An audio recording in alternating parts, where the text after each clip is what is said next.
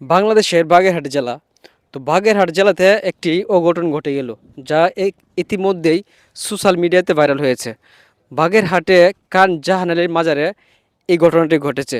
সেখানে একটা জীবন্ত কুকুরকে একটি কুমির দ্বারা মাজারে সংরক্ষিত পালিত নদীর পাড়ে এই কুমির দ্বারা খাওয়ালেন সেই মাজারে খাদেমরা, যা ইতিমধ্যেই পুরো সোশ্যাল মিডিয়াতে ভাইরাল হয়েছে।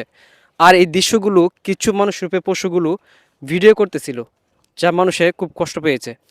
তো যারা যে কাদেমগুলো এই কাজটি করেছে, একটা জীবন্ত কুকুরকে কুমির দ্বারা খাওয়াইয়া যে ন্যাক্কারজনক কাজটি করেছে, আইন বহির্ভূত কাজটি করেছে, পশু হত্যা করেছে, আমরা চাই অতি অবিলম্বে এই কাদেমগুলোকে গ্রেফতার করে দৃষ্টান্তমূলক শাস্তি দেন।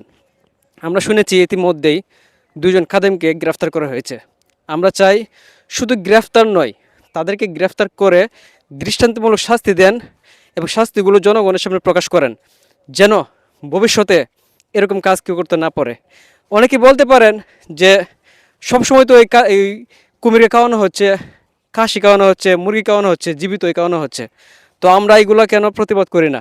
ভাই দেখেন, যেগুলো খাওয়ানো হচ্ছে এগুলো তো আমাদের সামনে আসছে না। আপনি তার খাওয়ার যেটা মুরগি জীবিত খাইতে হলে তাকে খাওয়াইতে হবে, কিন্তু আপনি তো ভিডিও করতে পারেন না। ভিডিও করে এগুলো সোশ্যাল মিডিয়ার মধ্যে ছেড়ে মানুষের মনে কষ্ট দিতে পারেন না।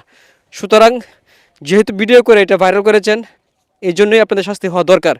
ভবিষ্যতে যেন এরকম কাজ করতে আপনারা সাহস না পান। আর অন্য অন্য মাজারদেরকে বলবো, আপনারা